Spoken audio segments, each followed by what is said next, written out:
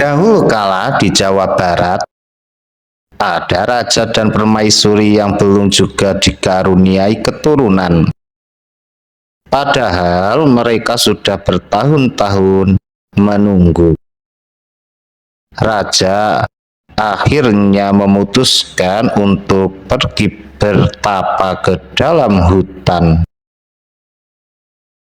Di sana beliau juga terus berdoa pada Yang Maha Kuasa agar memberikan seorang anak pada mereka. Doa mereka akhirnya terkabul. Raja dan permaisuri dikaruniai seorang putri yang elok dan cantik. Tak hanya mereka berdua yang gembira, seluruh rakyat juga bersuka cita menyambut kelahiran sang putri. Raja dan permaisuri menyayangi dan memanjakan putrinya. Segala keinginannya pasti dituruti. Tak terasa, putri tumbuh menjadi gadis yang amat cantik. Sebentar lagi, sang putri akan berulang tahun yang ke-17. Raja akan mengadakan pesta besar-besaran dan semua rakyat diundang ke pesta tersebut. Raja dan permaisuri menyiapkan hadiah istimewa untuk sang putri. Hadiah itu adalah kalung yang diuntai dari permata warna-warni. Kalung itu amat indah. Saat pesta berlangsung, raja menyerahkan kalung itu. Ini hadiah dari kami. Kau pasti menyukainya. Lihat, indah sekali bukan? Raja pun bersiap mengalungkan kalung itu ke leher sang putri.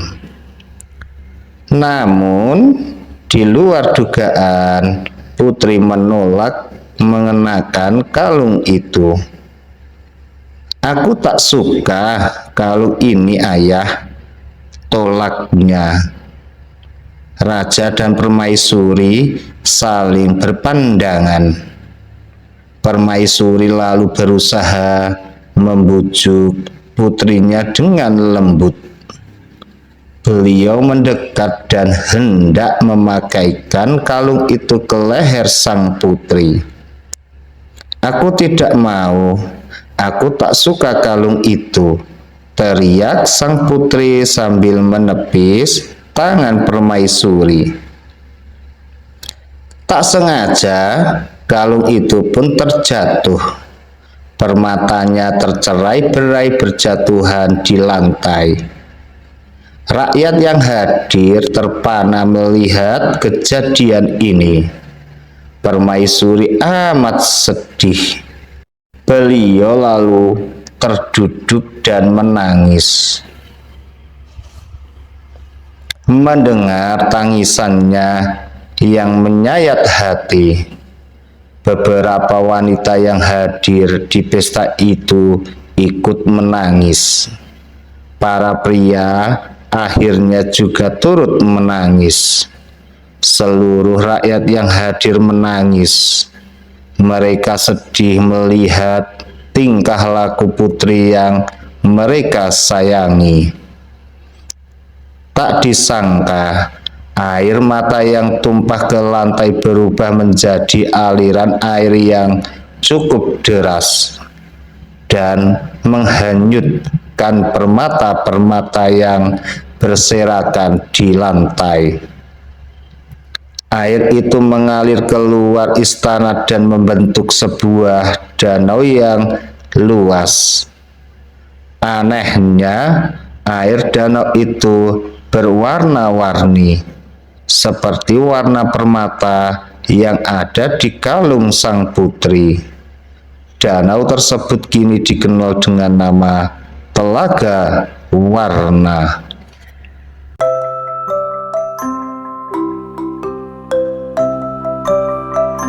Suatu sore, si Pitung kembali melihat kelakuan anak buah Babah Lim yang sewenang-wenang. Babah Lim adalah salah satu tuan tanah di daerah tempat tinggalnya. Dia dan anak buahnya sering merampas harta rakyat dan menarik pajak tinggi. Sebagian hasil rampasan itu lalu diberikan pada pemerintah Belanda. Si Pitung bertekad untuk melawan anak buah Babah Lim. Dia lalu berguru pada Haji Naibin, seorang ulama yang juga pandai ilmu bela diri. Si Pitung cepat menguasai semua ilmu yang diajarkan oleh Haji Naibin. Pitung, gunakan ilmu yang kuberikan untuk membela orang-orang yang tertindas. Jangan sekali-kali kau gunakan ilmumu ini untuk menindas orang lain. Pesan Haji Naibin kepada si Pitung. Sekarang si Pitung sudah siap untuk melawan anak buah Babah Lim. Dia menghentikan ulah mereka yang sedang merampas harta rakyat jelata. Hei anak muda, siapa kau? Beraninya menghentikan kami? Tanya salah satu dari mereka. Kalian tak perlu tahu siapa aku. Yang jelas, aku akan menghentikan ulah kalian selamanya, jawab si Pitung dengan tegas. Anak buah Babah Lim lalu menyerang si Pitung. Dak dikduk der. Namun si Pitung bisa mengalahkan mereka semua. Sejak saat itu nama si Pitung terkenal di kalangan penduduk. Si Pitung lalu memutuskan untuk mengabdikan hidupnya pada rakyat jelata. Dia bertekad untuk mengambil kembali apa yang sudah dicuri oleh tuan tanah dan mengembalikannya pada rakyatnya. Dia lalu mengajak beberapa temannya untuk bergabung dengannya. Kelakuan si Pitung ini tentu tak disukai oleh para tuan tanah dan juga pemerintahan Belanda. Mereka lalu mengeluarkan perintah untuk menangkap si Pitung. Namun si Pitung amat cerdik. Dia selalu berpindah tempat sehingga pemerintah Belanda dan juga tuan tanah tidak bisa menemukan dan menangkap si Pitung. Karena kesal, pemerintah Belanda akhirnya menggunakan cara yang sangat licik. Mereka menangkap Pak Piun, ayah si Pitung, dan Haji Naibin, guru si Pitung. Salah satu pejabat pemerintah Belanda lalu mengumumkannya. Jika si Pitung tak menyerah, maka kedua orang itu akan dihukum mati. Si Pitung mendengar berita tentang penangkapan ayah dan gurunya. Dia lalu menghadap pejabat pemerintah Belanda dan menyerahkan diri. Dia tak mau ayah dan gurunya menderita karenanya. Pitung, kau telah meresahkan banyak orang dengan kelakuanmu itu. Untuk itu kau harus dihukum tembak, kata pejabat Belanda. Kau tidak keliru. Bukannya kau dan para tuan tanah itu yang meresahkan banyak orang. Aku tidak takut dengan ancamanmu, jawab dengan tegas si pitung. Pejabat Belanda amat sangat marah mendengar jawaban si pitung. Dia lalu memerintahkan anak buahnya untuk mengikat tangan si pitung. Dan pejabat pemerintah Belanda melaksanakan ancamannya. Si pitung pun dihukum tembak. Hidup si pitung berakhir di ujung peluru. Tetapi kisah kepahlawanannya tetap dikenang. Si pitung, si pahlawan rakyat jelata.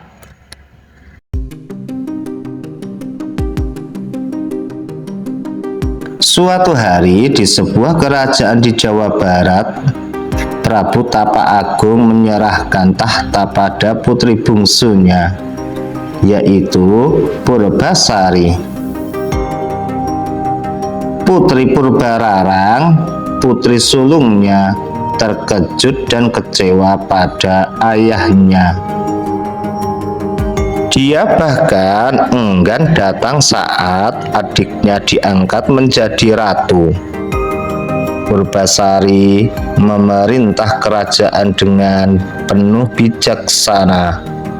Keadaan berjalan dengan baik. Hingga suatu saat Purbasari terkena penyakit aneh. Tolong, ada apa denganku? Teriaknya di suatu pagi.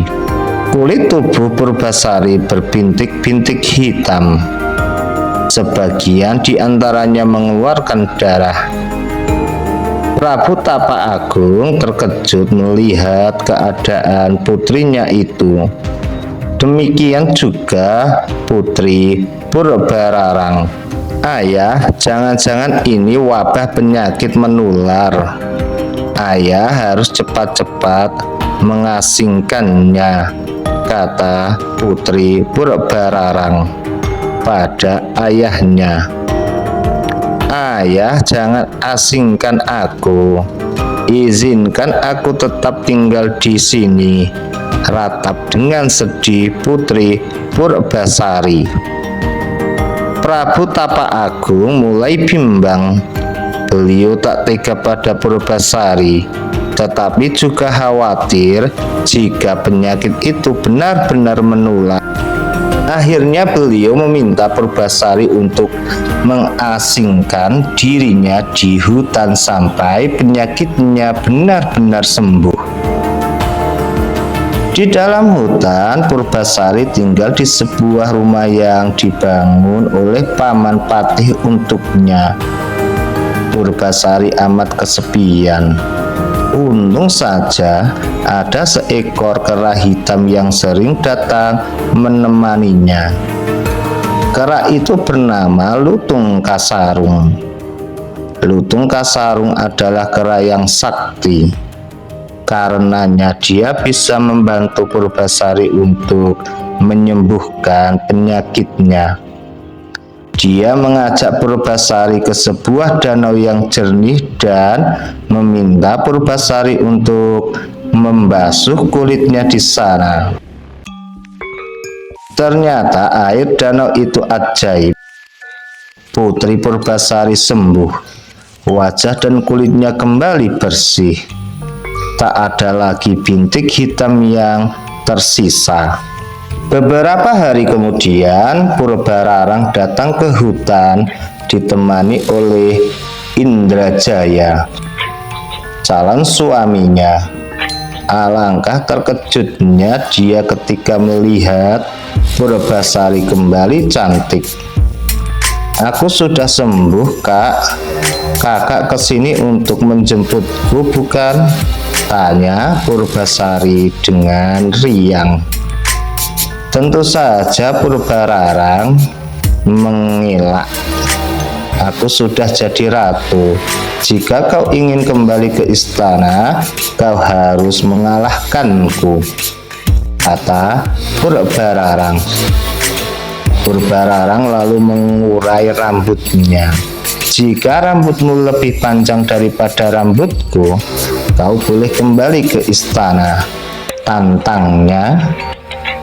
Ternyata rambut Purbasari lebih panjang. Purbararang tak mau menyerah. Jika kau punya calon suami yang lebih tampan daripada Indrajaya, kau menang. Purbararang yakin bahwa kali ini dia akan menang. Di dalam hutan seperti ini, siapa yang bisa menjadi calon suami Purbasari? Purbasari hampir menyerah. Namun Lutung Kasarung menarik-narik bajunya dan meluncat-luncat. Sepertinya dia hendak mengatakan, "Akuilah aku sebagai calon suamimu." Meski bingung, Purbasari menurut. Dia berkata pada Purbararang bahwa Lutung Kasarung adalah calon suaminya. Tentu saja Purbararang menertawakannya. Namun belum habis tawa Purbararang, muncul sinar putih di sekitar tubuh Lutung Kasarung. Sinar putih itu lama-lama pudar seiring dengan hilangnya sosok Lutung Kasarung. Berdirilah sesosok pemuda yang jauh lebih tampan daripada Indrajaya. Ternyata Lutung Kasarung adalah seorang pangeran yang terkena kutukan jahat dari pamannya. Kutukan itu hanya bisa hilang jika ada seorang gadis yang mau mengakuinya sebagai calon suaminya. Purbararang kalah telak. Akhirnya Purbasari kembali ke istana dan menikah dengan Lutung Kasarung. Pada zaman dahulu, kisah seorang puteri raja di Jawa Barat yang bernama Dayang Sumbi. Dayang Sumbi mempunyai seorang anak laki-laki yang diberi nama Sangkuriang. Anak tersebut sangat gemar berburu. Sangkuriang berburu dengan ditemani oleh Tumang, anjing kesayangan istana. Sangkuriang tidak tahu bahwa anjing itu adalah titisan dewa dan juga bapaknya. Pada suatu hari, Tumang tidak mau mengikuti perintahnya untuk mengejar hewan buruannya. Maka anjing tersebut diusirnya ke dalam hutan.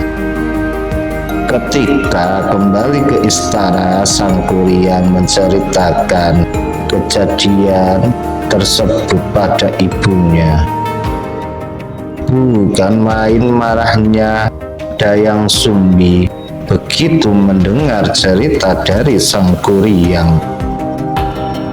Tanpa sengaja, Dayang Sumbi memukul kepala Sangkuriang dengan sendok nasi yang dipegangnya. Sangkuriang terluka. Dia sangat kecewa dan pergi mengembara. Setelah kejadian tersebut, Dayang Sumbi sangat menyesali dirinya. Dia selalu berdoa dan sangat tekun bertapa. Pada suatu ketika, para dewa memberinya sebuah hadiah.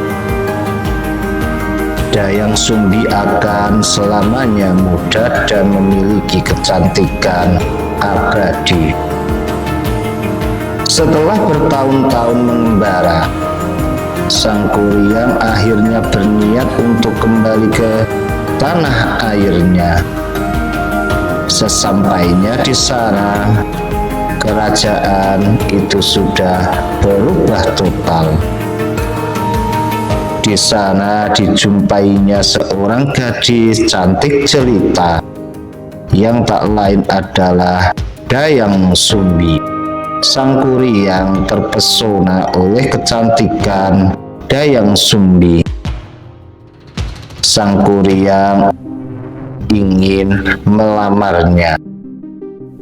Oleh karena pemuda itu juga sangat tampan, Dayang Sumbi pun sangat terpesona padanya. Pada suatu hari, Sang Kuryang meminta pamit untuk berburu. Dia minta tolong kepada Dayang Sumbi untuk merapikan ikat kepalanya. Alangkah terkejutnya Dayang Sumbi ketika melihat bekas luka di kepala calon suaminya, Sang Kuryang. Luka itu persis seperti luka anaknya yang telah pergi merantau. Setelah lama diperhatikannya, ternyata wajah pemuda itu sangat mirip dengan wajah anaknya, yaitu Sang Kuryang. Dia, Dayang Sumbi, menjadi sangat ketakutan. Maka kemudian Dayang Sumbi mencari upaya untuk menggagalkan lamaran Sang Kuryang. Dayang Sumbi mengajukan 2 buah syarat. Syarat pertama, dia meminta pemuda itu untuk membendung Sungai Citarum.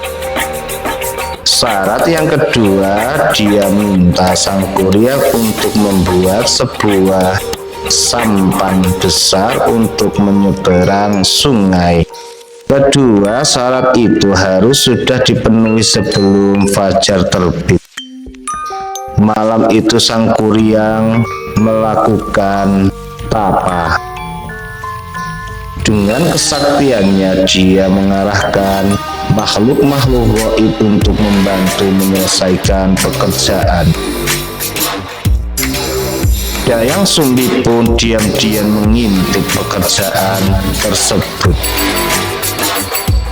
Begitu pekerjaan itu hampir selesai, Dayang Sumbi memerintahkan pasukannya untuk menggelar kain sutera merah di sebelah timur kota. Sang Kuryang mengira hari sudah selesai. Dia pun menghentikan pekerjaannya. Dia sangat marah oleh karena itu. Berarti dia tidak dapat memenuhi syarat yang diminta Dayang Sumbi. Dengan kekuatannya dia menjebol bendungan yang dibuatnya. Terjadilah banjir besar melanda seluruh kota. Dia pun kemudian menendang perahu besar yang dibuatnya. Perahu itu melayang dan jatuh menjadi sebuah gunung di bagian utara kota Bandung. Sekarang yang bernama Tangkuban Perahu. Dulu ada sebuah gunung bernama Mahameru. Letaknya di ujung timur Pulau Jawa. Gunung Mahameru amat besar sehingga daerah ujung timur Pulau Jawa tak mampu menahan beratnya.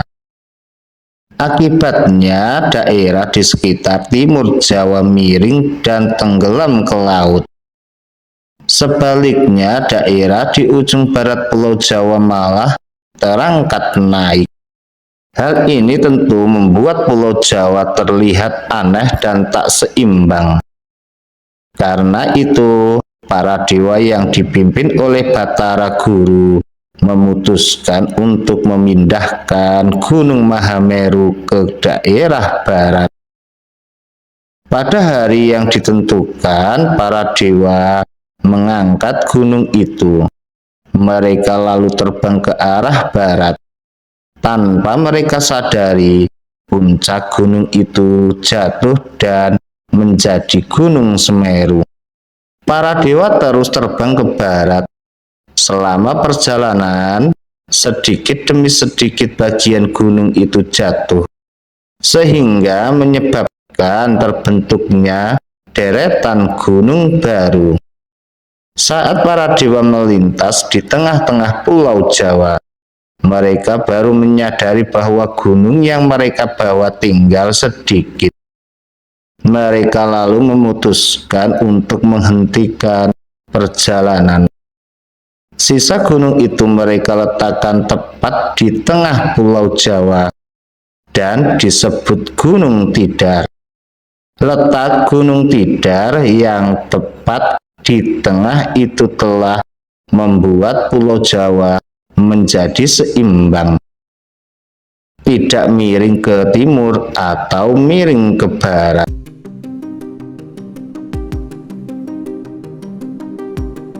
Pada suatu hari, Bujang Enok sedang mencari kayu bakar di dalam hutan. Saat tiba, ia kaget dengan seekor ular berbisa muncul di depannya. Untunglah Bujang Enok sigap. Dia membunuh ular itu sebelum terpatuk.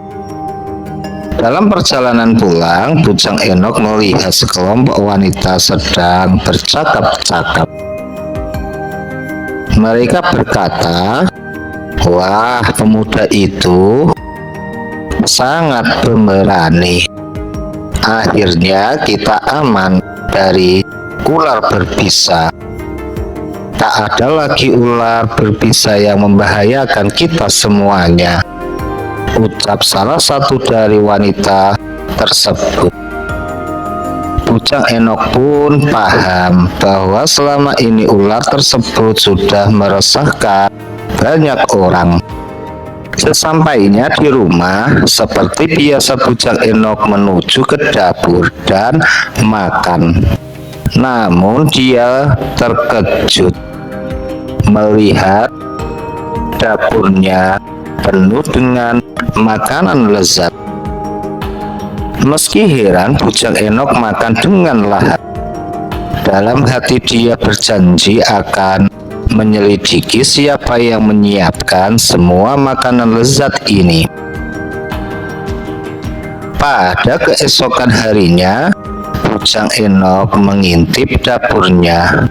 Oh, ternyata yang menyediakan makanan adalah 7 wanita cantik. Mereka menyediakan makanan sebagai ucapan tanda terima kasih karena Bujang Enok berhasil membunuh ular berbisa. Bujang Enok terkesima melihat kecantikan mereka. Dia pun jatuh cinta pada salah satu wanita yang berselendang jingga. Ketujuh wanita itu lalu meninggalkan rumah Bujang Enok. Mereka terbang satu persatu ke langit. Rupanya mereka bukan manusia, melainkan bidadari yang tinggal di kayangan. Malang bagi wanita berselendang jingga. Selendangnya hilang. Dia tak dapat ikut terbang. Dia tak tahu bahwa selendangnya terjepit di pintu rumah Bujang Enok. Dia pun menangis ketakutan karena ditinggal sendiri. Bujang Enok menghampiri wanita itu dan mengembalikan selendangnya. "Maukah kau tinggal di sini saja? Menikahlah denganku," kata Bujang Enok. Kemudian Bujang Enok melamar wanita itu. Setelah terdiam sesaat, wanita itu setuju. Dia menyebutkan bahwa dirinya bernama Putri Mambang Linau. "Aku mau menikahi Kanda, tetapi ada syaratnya.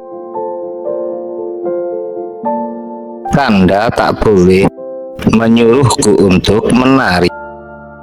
Jika aku menari, maka aku akan kembali ke kayangan tempat aku berasal," kata wanita itu. Bujang Enok menyetujui syarat itu.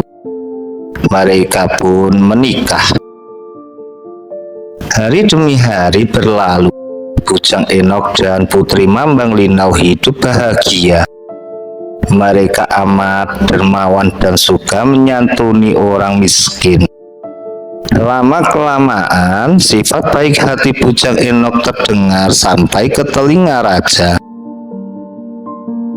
Raja senang bahwa bujang Enok telah membantunya menyejahterakan rakyatnya. Untuk membalas jasa bujang Enok, raja mengangkatnya menjadi kepala kampung. Pada suatu hari, semua kepala kampung diundang menghadiri pesta yang diadakan oleh sang raja. Sang raja juga meminta agar semua istri kepala kampung menari di pestanya. Bujang Enok gundah. Ia tak ingin membangkang perintah sang raja, tetapi dia juga sudah berjanji pada istrinya. Kemudian bujang Enok berkata, "Oh istriku, tolonglah aku sekali ini saja," pintanya pada istrinya. Putri Mambang Linau tak ingin menyulitkan suaminya. Dia pun menurut dan mempersembahkan tariannya yang terindah. Namun saat dia sedang menari, tiba-tiba kakinya terangkat dari tanah. Tak lama kemudian tubuhnya melayang-layang ke udara. Suasana pun jadi gempar. Bujang Enok memandang istrinya dengan sedih. Rupanya istrinya harus kembali ke kayangan. Putri Mambang Linau terbang semakin jauh ke langit, melambaikan tangan tanda perpisahan pada semuanya, terutama pada suaminya. Bujang Enok menyesal telah memaksa istrinya, namun dia juga tak mau membantah perintah sang raja. Atas kesetiaannya, raja menjadikan Bujang Enok sebagai penghulu istana. Sampai akhir hayatnya, Bujang Enok mengabdikan diri pada rakyat dan rajanya. Suatu hari, Raja Negeri Alas tampak bersedih. "Ada apa, Kanda?" tanya sang ratu. Ternyata raja bersedih karena mereka belum dikaruniai anak yang akan meneruskan tahta kerajaannya. "Sebaiknya kita terus berusaha dan berdoa. Tuhan akan mengabulkan doa kita," saran sang ratu dengan bijaksana kepada sang raja. Waktu telah berlalu. Ternyata benar. Tak lama kemudian, ratu hamil dan melahirkan seorang bayi laki-laki yang amat tampan. Bayi itu diberi nama Pangeran Amat Muda. Untuk merayakan kelahiran putranya, raja menggelar pesta besar. Tak hanya rakyat yang diundang, tetapi juga seluruh binatang dan makhluk yang ada di negeri itu.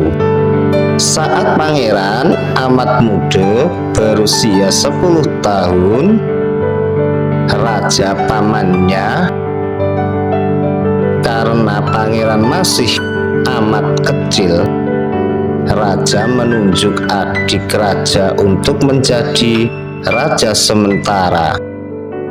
Namun raja yang baru ini tidak disukai oleh rakyatnya karena kekejamannya.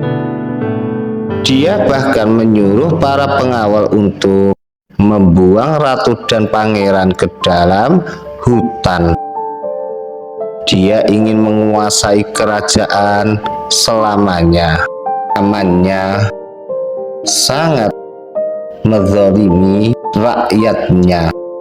Pada suatu hari, di dalam hutan, ratu dan pangeran amat muda tinggal di rumah kayu yang sederhana di tepi sebuah sungai. Suatu hari, pangeran amat muda berburu ikan untuk makan malam. Ketika sedang memotong-motong ikan, ratu menemukan sebutir emas di setiap perut ikan. Ratu dan pangeran amat muda sangat bersyukur. Tuhan telah membantu mereka. Sekarang mereka tak lagi hidup kekurangan. Mereka bahkan bisa bersedekah pada orang-orang miskin di sekitar mereka. Mereka mempunyai banyak emas. Kekayaan dan kedermawanan pangeran amat muda terdengar sampai ke telinga raja, yaitu pamannya sendiri. Kemudian pamannya mengundang untuk datang ke istana. Kau boleh menjadi raja, nak, tetapi kau harus membawakanku sebutir kelapa gading dari pulau kecil di tengah laut. Jika kau gagal, maka tahta kerajaan ini menjadi milikku selamanya. Tantang sang paman kepada pangeran amat muda. Dalam hati pamannya tertawa dengan terbahak-bahak dan sombong. Kau tak mungkin selamat. Laut itu dijaga oleh 3 binatang buas yang akan segera memangsamu.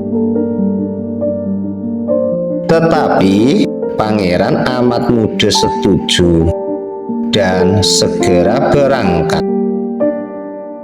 Tibalah dia di tengah lautan. Lalu muncullah seekor ikan besar yang didampingi seekor buaya dan seekor naga. Hai anak muda, beraninya kau melewati wilayah kami tanpa izin. Siapa kau dan hendak kemana? Tanya ikan dengan garang. Dengan penuh gemetar, pangeran amat muda menjelaskan siapa dirinya dan apa tujuannya. Kau amat muda, sang putra raja negeri alas? Tanya buaya dan naga serempak. Benar, dari mana kalian tahu? Tanya pangeran amat muda. Mereka tertawa. Ayahmu adalah sahabat kami. Kami dulu diundang ke pesta kelahiranmu. Tak kusangka kau sekarang sudah tumbuh menjadi anak dewasa. Ikan dan buaya, naga pun geram mendengar kesewenang-wenangan paman pangeran amat muda yang menjadi raja. Mereka lalu bertekad untuk membantu pangeran amat muda. Dengan sigap, naga terbang ke pucuk pohon kelapa untuk memetik sebutir kelapa gading dan menyerahkannya pada pangeran amat muda. Amat muda pun merasa berterima kasih kepada kalian bertiga, ucapnya dengan baik. Pangeran amat muda berkali-kali mengucapkan rasa terima kasihnya. Setibanya di istana, pangeran amat muda menyerahkan kelapa gading itu pada pamannya. Sang paman sadar bahwa sudah saatnya pangeran amat muda menjadi raja. Sejak saat itu negeri alas dipimpin oleh Raja amat muda. Maka sang paman memilih keluar dari istana dan hidup sebagai rakyat biasa. Meski amat muda mengizinkannya untuk terus tinggal di istananya, utamanya tetap memilih untuk hidup sebagai rakyat biasa.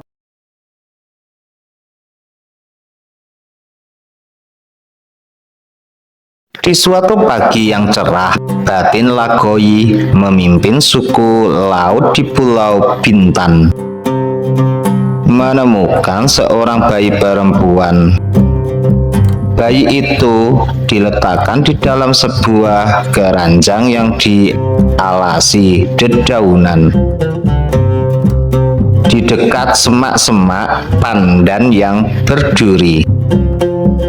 Batin Lagoyi membawa bayi itu pulang dan mengumumkannya ke seluruh Pulau Bintan. Namun, tak seorang pun mengakui bayi itu sebagai anaknya. Batin Lagoyi mengangkat bayi itu sebagai anaknya dan menamainya Putri Pandan Berduri. Batin Lagoyi membesarkan Putri Pandan Berduri dengan penuh kasih sayang, sehingga Putri Pandan Berduri tumbuh menjadi gadis yang baik hati dan ramah. Sementara itu, tak jauh dari Pulau Bintan, yaitu di Pulau Galang, hiduplah seorang bangsawan yang mempunyai 2 anak laki-laki bernama Julila dan Jenang Perkasa. Meskipun kakak beradik, keduanya memiliki sifat yang bertolak belakang. Julila adalah seorang yang angkuh, suka dihormati dan keras hatinya. Sedangkan Jenang Perkasa adalah pemuda yang santun dan bijaksana. Suatu hari, si bangsawan yang sudah tua memutuskan untuk mengangkat Julila menjadi batin atau pemimpin di Pulau Galang. Sayangnya, Julila menjadi batin yang sombong dan semena-mena. Setelah ayahnya meninggal, dia tega mengusir Jenang Perkasa dari Pulau Galang. Setelah diusir kakaknya, Jenang Perkasa pun berlayar dan tiba di Pulau Bintan. Di sana dia memulai hidup baru. Karena tindak tanduknya yang sopan, Jenang Perkasa disukai penduduk Pulau Bintan, termasuk Batin Lagoyi. Apakah dia keturunan seorang bangsawan? Tutur katanya begitu halus, seperti keturunan raja-raja, kata Batin Lagoyi dalam hati. Jenang Perkasa memang tak pernah mengakui asal-usul dirinya. Tak seorang pun tahu bahwa dia adalah keturunan bangsawan Pulau Galang. Batin Lagoyi akhirnya mengundang Jenang Perkasa ke rumahnya dan mengenalkannya pada Putri Pandan Berduri. Ternyata Jenang Perkasa dan Putri Pandan Berduri saling jatuh cinta. Batin Lagoyi pun segera menikahkan mereka. Mereka lalu memiliki 3 orang putra yang bernama Mantang, Mapoy, dan Kelong. Jenang Perkasa mendidik ketiga anaknya dengan sangat baik, sehingga ketiganya pun tumbuh menjadi orang yang bijaksana seperti ayahnya. Setelah beranjak dewasa, ketiga anaknya tersebut meninggalkan rumah dan merantau ke seluruh penjuru Pulau Bintan. Mereka kemudian memiliki suku mereka sendiri-sendiri dan menjadi batin bagi suku mereka. Batin Mantang memimpin bagian utara Pulau Bintan. Batin Mapoy memimpin bagian barat Pulau Bintan, dan Batin Kelong memimpin bagian timur Pulau Bintang. Itulah asal-muasal mulanya persukuan di Pulau Bintan. Pada zaman dahulu kala, hiduplah seorang janda beserta anak laki-lakinya yang bernama Malin Kundang. Meski hidup mereka serba kekurangan, sang ibu selalu berusaha keras memberikan kehidupan yang baik bagi Malin. Ketika Malin dewasa, dia pergi merantau bersama seorang saudagar kaya demi mencari kehidupan yang lebih baik. Mak, Malin akan pulang setelah berhasil. Mak, doakan Malin ya. Malin akan menjemput ibu. Semoga Malin menjadi saudagar sukses. Doakan Malin, Mak. Malin pergi ya, Mak. Bertahun-tahun kemudian, Malin Kundang menjadi pedagang yang berhasil. Dia berdagang dengan jujur dan menjadi terkenal karenanya. Dia juga sudah menikah dengan putri seorang kepala kampung. Sayangnya, Malin lupa kepada janjinya untuk menjemput ibunya. Malah dia berbohong kepada istrinya dan mengatakan bahwa ayah Malin Kundang sudah tiada dan ibunya. Suatu hari Malin dan istrinya pergi berlayar. Karena cuaca di laut yang amat sangat buruk, nahkoda memutuskan untuk berhenti di pulau terdekat. Ketika kapal merapat, Malin terhenyak dan teringat, bukankah ini kampung halaman? Bisikannya sambil cemas di dalam hatinya. Malin ingin memerintahkan nahkoda untuk berbalik arah, tetapi sudah terlambat. Suamiku, lihat, kapal nelayan itu sedang membongkar ikan. Aku ingin sekali makan ikan segar. Ayo kita turun dan membeli ikan tersebut, ajak istri Malin. Malin berusaha menolak, tetapi istrinya tak peduli. Minggir, minggir, minggir, saudagar, Malin hendak lewat, teriak anak buah Malin. Tak jauh dari situ, ibu Malin yang kebetulan sedang membantu para nelayan terkaget-kaget. Sepertinya Malin, apakah aku tidak salah dengar? Dia lalu mendekat dan melihat. Benar, itu Malin, anaknya yang telah lama pergi, kata salah seorang nelayan. Kemudian ibunya berteriak, Malin, Malin, Malin Kundang anakku, sambil memeluk Malin erat-erat. Malin cepat-cepat melepaskan diri dari pelukan ibunya. Hai kau wanita tua, siapa kau hingga berani memanggilku sebagai anakmu? Teriak Malin dengan lantang. Ibu Malin terperana mendengar ucapan Malin. Istri Malin berusaha menengahi keadaan. Wahai ibu, apakah ibu bisa membuktikan bahwa Malin benar-benar anak ibu? tanyanya dengan santun.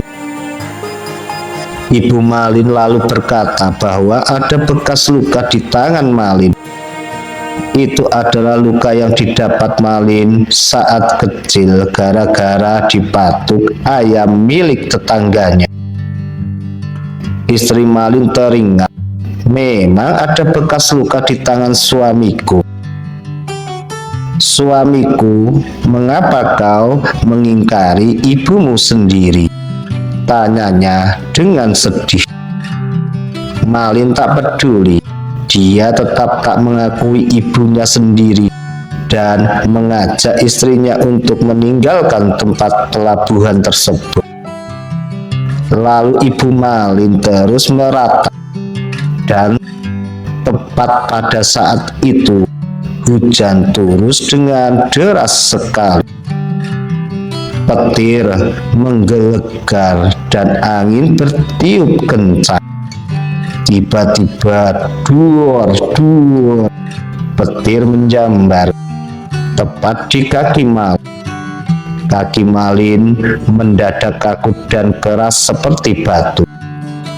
Malin amat ketakutan. Dia sadar bahwa dia telah berdosa pada ibunya. Ibu, ampuni aku, tolonglah aku, selamatkanlah aku, teriaknya. Ibu Malin berusaha menolong tetapi terlambat sudah. Tubuh Malin mengeras menjadi batu. Konon batu yang menyerupai bentuk Malin Kundang masih dapat ditemui di sebuah pantai bernama Aimani di sebelah selatan kota Padang, Sumatera Barat. Dahulu kala, ada seorang pemuda yang bekerja sebagai penangkap ikan. Hanya itulah yang bisa dia lakukan untuk mencari nafkah. Hasilnya tak banyak, sehingga pemuda itu hidup dengan penuh kesederhanaan. Suatu hari, pemuda itu tak berhasil menangkap satu ikan pun. Saat dia bersiap untuk pulang, tiba-tiba seekor ikan besar berwarna keemasan muncul di permukaan sungai. Dengan sigap, pemuda itu menangkapnya. Berhasil aku tangkap. Paling tidak aku punya lauk untuk makan malam, batinnya dengan amat sangat gembira. Sesampai di rumah, pemuda itu hendak memasak ikan hasil tangkapannya. Namun, ikan itu menatapnya dengan tatapan sedih. Pemuda itu jadi tak tega. Dia lalu memelihara ikan itu di dalam sebuah tempayan. Keesokan harinya, pemuda itu pergi lagi untuk menangkap ikan. Lagi dan lagi dia tak mendapatkan ikan satupun. Dengan lesu ia pulang. Namun betapa terkejutnya dia saat melihat banyak hidangan lezat di rumahnya. Karena amat sangat lapar, pemuda itu tak berpikir panjang. Dia melahap semua hidangan itu sampai habis. Sejak saat itu, setiap hari selalu tersedia hidangan lezat di dalam rumah si pemuda. Hal ini membuat si pemuda penasaran. Dia memutuskan untuk mengintip, siapa yang menyediakan semua itu untukku. Saat mengintip, Itulah dia melihat seorang gadis cantik sedang memasak di dapur. Dalam sekejap, dia pun jatuh cinta pada gadis tersebut. Pemuda itu melompati jendela dapur dan melongok tempatnya yang berisi ikan. Pemuda itu melompat jendela dapur dan melongok tempayannya yang berisi ikan. "Apakah kau ikan yang kupelihara?" tanyanya si pemuda. Gadis itu terkejut, tak menyangka kalau pemuda itu memergokinya. Benar, aku adalah jelmaan ikan. Akulah yang menyediakan makanan untukmu." Si pemuda lalu meminta gadis itu untuk menjadi istrinya. "Aku mau, tapi kau harus menjaga rahasiaku. Jangan bilang pada siapapun bahwa aku adalah seekor ikan. Bahkan pada anak kita nanti," sahut gadis itu. Si pemuda setuju, lalu mereka menikah dan dikaruniai seorang anak laki-laki. Anehnya, anak laki-laki mereka suka sekali makan. Sebanyak apapun yang dilahapnya, dia masih merasa lapar dan lapar. Suatu hari sang ibu menyuruh anak lelakinya mengantar makan siang untuk ayahnya yang sedang bekerja di sawah. Namun dalam perjalanan, dia merasa sangat lapar dan menghabiskan makan siangnya yang diberikan untuk ayahnya. Melihat makan siangnya habis, ayahnya amat kecewa dan sangat marah. Kenapa makannya banyak sekali? Apa karena dia anak seekor ikan? Gumamnya. Si anak terkejut mendengar gumaman ayahnya. Dia menangis dan melapor pada ibunya. "Ibu," kata ayah, "ibu adalah seekor ikan. Benarkah, Bu?" Sang ibu sedih karena suaminya mengingkari janjinya. Saat suaminya pulang, dia pun berpamitan. "Kau telah mengingkari janjimu, maka aku akan kembali ke alamku bersama anakku." Dia lalu mengajak anaknya keluar dari rumah dan berdiri di tanah lapang. Hujan perlahan turun, makin lama makin deras, dan tepat saat petir menyambar, keduanya menghilang. Setelah hujan reda, dari tempat ibu dan anak tadi berdiri, muncullah mata air yang cukup deras. Airnya terus mengalir hingga membentuk danau yang luas. Danau itulah yang sampai sekarang disebut dengan Danau Toba.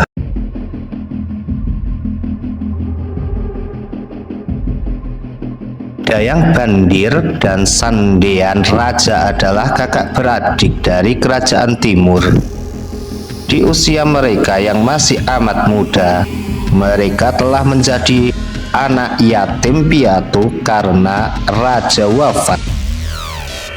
Sedangkan ibu mereka telah meninggal saat melahirkan Sandean Raja. Dengan meninggalnya raja, maka harus dipilih raja yang baru. Karena Sandean Raja masih kecil, akhirnya tahta kerajaan dipegang oleh pamannya, yaitu Kareang untuk sementara. Sayangnya, paman Kareang berniat untuk menguasai kerajaan selamanya. Dayang Bandir mengetahui niat buruk pamannya. Karena itu dia menyembunyikan pusaka kerajaan milik ayahnya. Dia tak mau pamannya merebut pusaka tersebut. Hanya adikku yang berhak atas pusaka ini, katanya. Paman Kareang mengetahui bahwa Dayang Bandir menyembunyikan pusaka tersebut.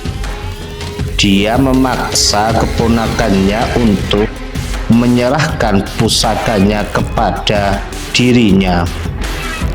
Jika kau tak mau, maka kau akan kuhukum, ancamnya dari pamannya. Namun Dayang Bandir bergeming. Sejak saat itu Paman Saryang selalu marah-marah kepadanya. Dayang Bandir jadi tak betah berada di dalam istana.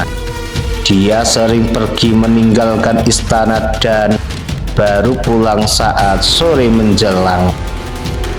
Suatu hari Dayang Bandir tak pulang. Sandian Raja amat cemas dan melapor pada pamannya Saryang, yang lalu meminta pengawalnya untuk mencari Dayang Bandir.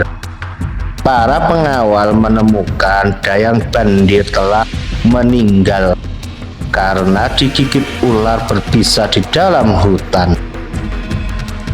Sandian Raja amat sedih, sedangkan Paman Saryang diam-diam merasa senang. Itu artinya dia bisa bebas mencari pusaka kerajaan yang selama ini disembunyikan dan dijaga oleh Dayang Bandir.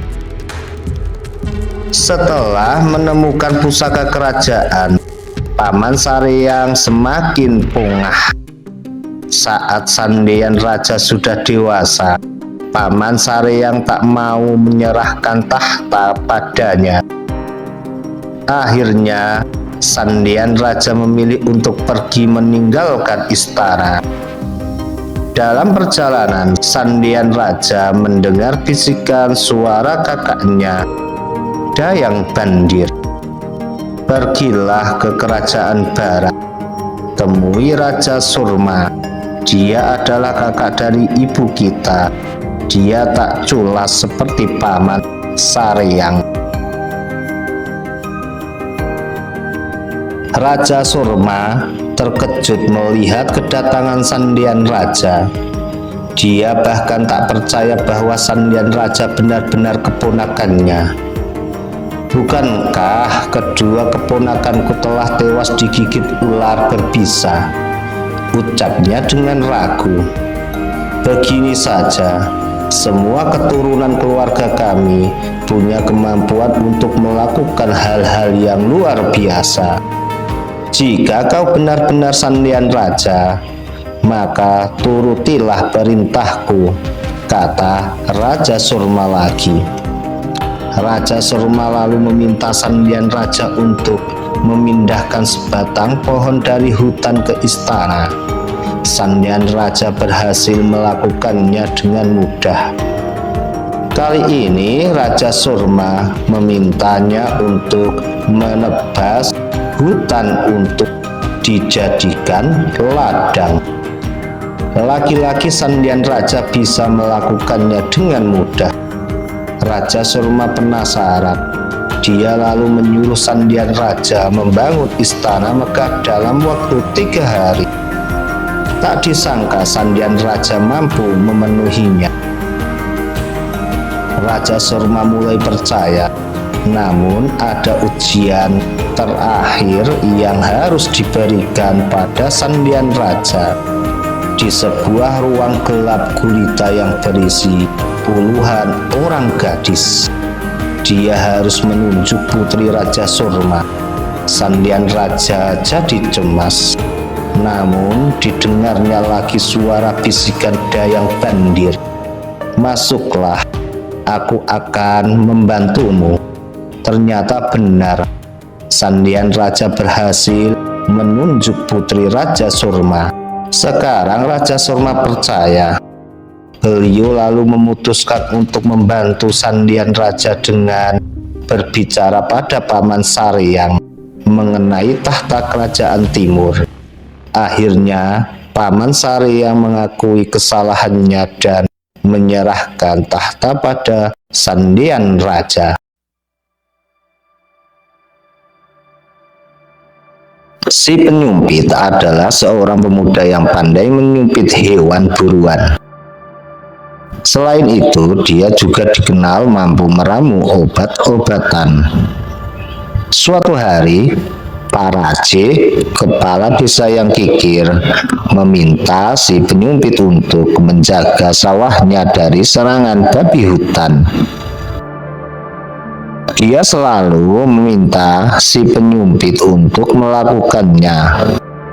Karena dulu almarhum ayah si penyumpit pernah berhutang padanya. Awas ya kalau sampai babi hutan itu merusak padiku. Kau harus membayar ganti rugi, kata Pak Raje kepada si penyumpit. Pada suatu malam, si penyumpit berjaga di sawah Pak Raje. Tak lama kemudian, segerombolan babi hutan datang. Si penyumpit mengeluarkan alat sumpitnya dan melayanglah anak sumpitnya ke gerombolan babi hutan tersebut. Ngoik, ngoik. Anak sumpit itu ternyata mengenai salah seekor babi hutan yang segera melarikan diri bersama teman-temannya. Mereka masuk kembali ke dalam hutan. Si penyumpit keheranan. Aneh sekali, seharusnya babi itu mati terkena sumpitku. Tapi kemana dia? Dengan penuh penasaran, si penyumpit mengikuti jejak darah yang ditinggalkan oleh babi hutan yang terluka. Ternyata jejak itu berhenti pada sebuah rumah kecil di hutan. Si penyumpit mengetuk pintu. "Siapa kau dan ada apa datang tengah malam begini?" tanyanya wanita yang membukakan pintu. "Siapa kau dan ada apa datang tengah malam begini?" tanya wanita yang membukakan pintu. Akhirnya si penyumpit memperkenalkan diri. "Namaku si penyumpit. Tadi aku menyumpit seekor babi hutan. Tapi aneh, babi hutan itu hilang entah kemana. Setelah aku ikuti jejak darahnya, ternyata berhenti di rumah ini." "Oh, jadi kau yang menyumpit adik kami? Lihat sekarang dia kesakitan," kata wanita itu dengan marah kepada si penyumpit. Ternyata wanita itu dan adik-adiknya adalah jelmaan babi hutan. Salah satu adiknya sekarang terluka parah gara-gara si penyumpit. Dengan keahliannya, dia menempelkan daun kemunting ke luka gadis itu. Darah dari luka gadis itu pun berhenti mengucur. Sekarang gadis itu sudah tak kesakitan dengan ramuan obat-obatan yang dibuat oleh si penyumpit untuk menyembuhkannya. Sebagai tanda ucapan terima kasih, wanita jelmaan babi hutan tadi memberikan 4 bungkus hadiah. Ternyata bungkusan itu berisi emas dan berlian. Si penyumpit gembira dan merasa senang. Kemudian dia berkata di dalam hatinya, "Aku bisa melunasi hutang ayahku pada Pak Raje." Saat melunasi hutangnya, si penyumpit bercerita asal muasal emas tersebut. Diam-diam Pak Raje ingin meniru keberuntungan si penyumpit. Pada suatu malam harinya, Pak Raje pergi ke sawah dan meniru persis apa yang telah dilakukan si penyumpit. Seekor babi hutan juga terkena sumpitnya. Pak Raje mengikuti ceceran darahnya sampai ke rumah kecil di dalam hutan. Kemudian ia mengetuk pintu. "Lalu siapa kau? Ada apa datang tengah malam begini?" tanya wanita yang membukakan pintu. Akhirnya Pak Raje mengenalkan diri. "Namaku Pak Raje. Tadi aku menyumpit seekor babi hutan dan jejaknya berhenti di rumah ini," katanya. "Oh, jadi kau yang menyumpit adik kami. Sekarang sembuhkanlah dia dulu." "Orang yang menyumpit adik kami yang lain bisa menyembuhkannya." Wanita itu meminta Pak Raje masuk dan menyuruhnya untuk mengobati adiknya yang terkena sumpitnya. Pak Raje jadi gugup dikarenakan Pak Raje tidak pandai untuk meramu atau membuat obat-obatan. Dia tak bisa membuat ramuan obat. Dia tak mampu menghentikan darah yang terus mengalir mengucur dari luka salah satu jelmaan babi hutan. Karena Pak Raje gagal, para wanita itu marah. Mereka lalu mengusir Pak Raje jauh-jauh. Pak Raje amat malu dan pulang tanpa membawa apa-apa.